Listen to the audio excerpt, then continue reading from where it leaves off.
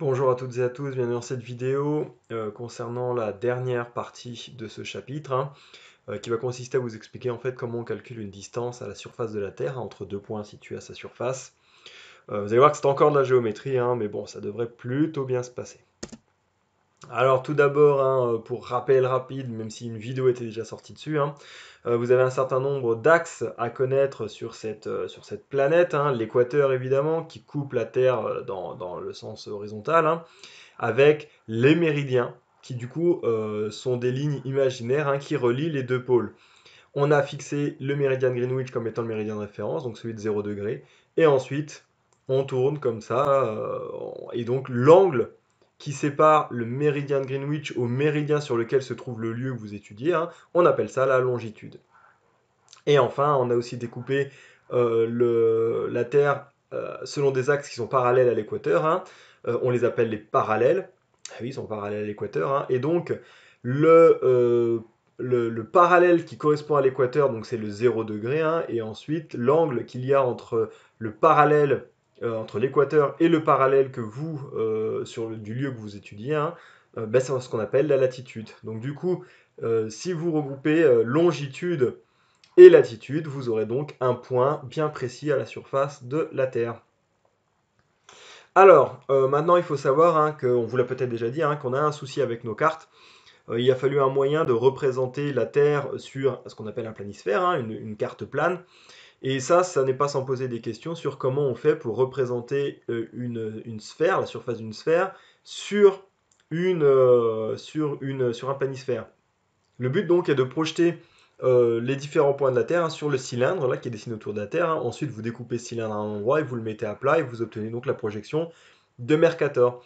À noter du coup, si vous regardez, que le point, plus vous montez haut en termes de latitude, plus du coup cette petite surface là va être représentée sur une grande zone.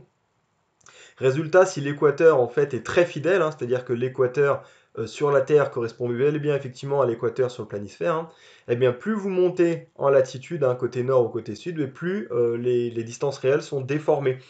Vous vous retrouvez là avec une toute petite portion de terre qui se retrouve projetée sur un grand cylindre.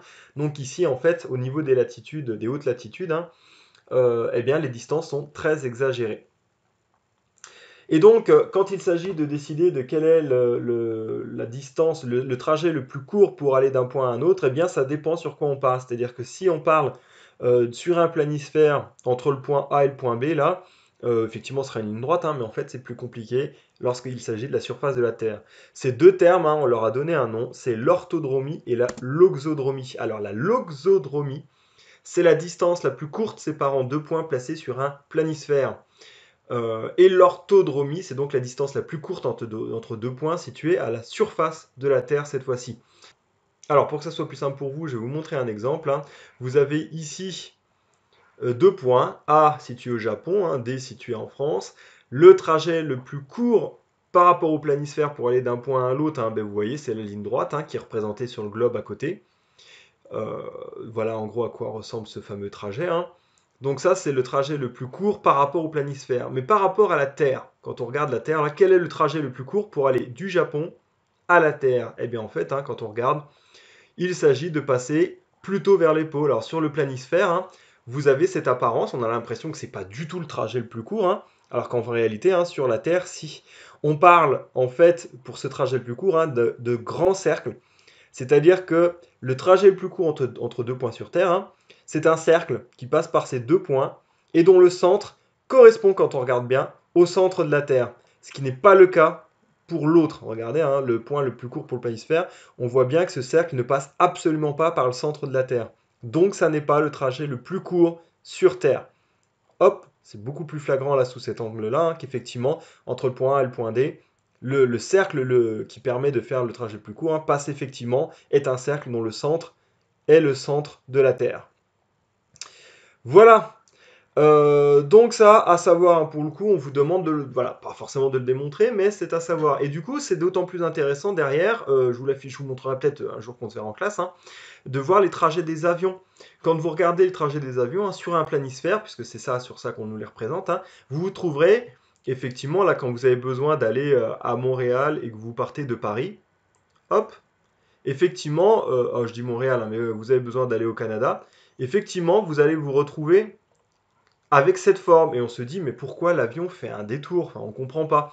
En réalité, il prend bel et bien le chemin le plus court, hein. Il se rapproche juste énormément des pôles pour le faire. Hop, voilà. Donc, voilà pour l'orthodromie et la loxodromie. Alors maintenant, on va vous demander effectivement de calculer ces distances. Quelle est la longueur qui sépare deux points à la surface de la Terre? Alors, pour ce qui est de la distance qui sépare deux points situés sur le même méridien, c'est plutôt simple. Vous avez ici un exemple, hein, d'un point A et d'un point B situés sur le même méridien, et donc on vous demande de calculer la distance L. Si on regarde ça plutôt de côté, donc le schéma sur le côté, hein, vous voyez que le point A et le point B sont séparés d'un certain angle qu'on vous donnera toujours, hein, on vous donnera toujours les coordonnées GPS des deux villes. Et donc vous savez que, vous voyez, le point A est aux coordonnées 60 degrés nord, alors que le point B 20 degrés sud. Il y a donc 80 degrés entre les deux points. Et on vous demande donc de calculer la distance L. Eh bien, si vous vous rappelez, c'est sensiblement ce qui a été fait dans les séances d'avant, hein. Vous connaissez, on vous la donnera, la longueur, la circonférence de la Terre, donc qui correspond à 360 degrés, hein, environ 40 000 km. Donc vous savez que 360 degrés correspond à 40 000 km, donc 80 degrés correspond à. Et donc il vous suffit de faire un simple produit en croix et vous trouverez la valeur. C'est pas pareil pour la longueur d'un arc de parallèle. Comment calculer la distance située entre deux points situés sur un même parallèle? C'est un petit peu plus compliqué. Alors, le point de départ est le même, effectivement. Si vous connaissez la circonférence là, du cercle qui relie les points A et B, effectivement, vous savez que si 360 degrés correspond à telle distance, eh bien là, pour le coup, vous avez la même proportionnalité. C'est-à-dire que là, vous avez le point A qui est au 20 degrés ouest, alors que le point B est 80 degrés est. Il y a donc 100 degrés entre les deux villes, hein. Donc, il faut que vous calculiez la distance qui correspond à 100 degrés en connaissant la longueur correspondant aux 360 degrés. Seulement voilà, maintenant il faut connaître cette longueur qui correspond à un tour complet du cercle qui passe par A et B. Autant l'équateur, on peut vous le donner, hein, la circonférence de la Terre à l'équateur, mais vous n'avez pas la circonférence du cercle à ce niveau-là. Ça fait donc intervenir une deuxième étape. Alors, pouf, j'essaye de faire un petit zoom là-dessus, hein. Donc, vous avez cette fameuse relation, hein, pour calculer la distance entre les deux villes, hein, il faut déterminer la longueur du cercle qui correspond à un tour complet. Alors, un petit peu de géométrie. Vous avez ici le cercle là de rayon R, c'est le cercle qui correspond à l'équateur. Et vous savez que votre ville là, A est située au 40e parallèle, à 40 degrés de latitude. Et donc on vous demande finalement de connaître ce petit R là, qui correspond au rayon du petit cercle à cette latitude. Alors si vous regardez bien, hein, on retrouve encore deux droites parallèles, c'est-à-dire le petit R là et le grand R, et un segment qui vient les frapper tous les deux. On est encore dans le cas des angles alternes internes. Donc si vous avez 40 degrés ici, vous avez également 40 degrés là-bas. Vous savez que l'hypoténuse qui est ici, là, est aussi égale à grand R. Il ne faut pas oublier que la Terre est une sphère. Si vous avez grand R ici, vous avez également grand R là. Et vous cherchez petit r. Vous avez l'angle ici. Vous cherchez l'adjacent, vous avez l'hypoténuse. C'est un cosinus qu'il faut utiliser. Rappelez-vous de ce fameux casse-toi, hein.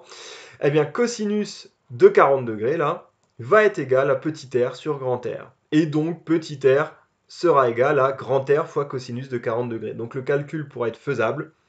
Et à partir du moment où vous avez le petit rayon ici, hein, ça va être plutôt facile de calculer la circonférence. Hein, c'est 2 fois pi fois r. Et donc, vous aurez la circonférence du cercle. Donc, vous aurez le LC qui est là, le 360 degrés qui est là. ACB, c'est l'angle entre les deux villes. Et donc, vous pourrez retrouver grand L. Et voilà. C'est une étape supplémentaire qui, effectivement, fait que vous avez absolument besoin de calculer ce petit r.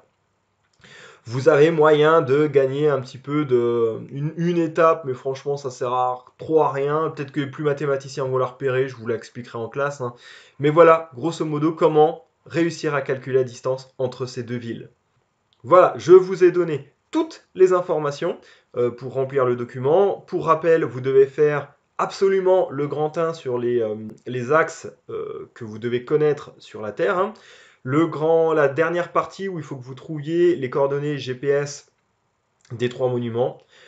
Honnêtement, ça c'est vraiment obligatoire. Maintenant, dans l'idéal, il faudrait que vous en fassiez plus pour que ça soit plutôt confortable en classe. Toute la partie distance entre deux villes situées sur un même méridien, c'est super simple. Vous l'avez vu dans cette vidéo, hein. Donc ça, pour le coup, vous pouvez le faire rapidement. Les distances entre deux villes situées sur un même parallèle, c'est un petit peu plus compliqué. Essayez. Comme ça, au moins, vous aurez essayé, hein. Et faites-le si vous y arrivez. Sinon, on le fera en classe plus précisément. Mais essayez, franchement, vaut mieux se casser les dents là que en classe. Voilà. Sur ce, bonnes vacances. Et puis, j'espère à bientôt en classe à la rentrée.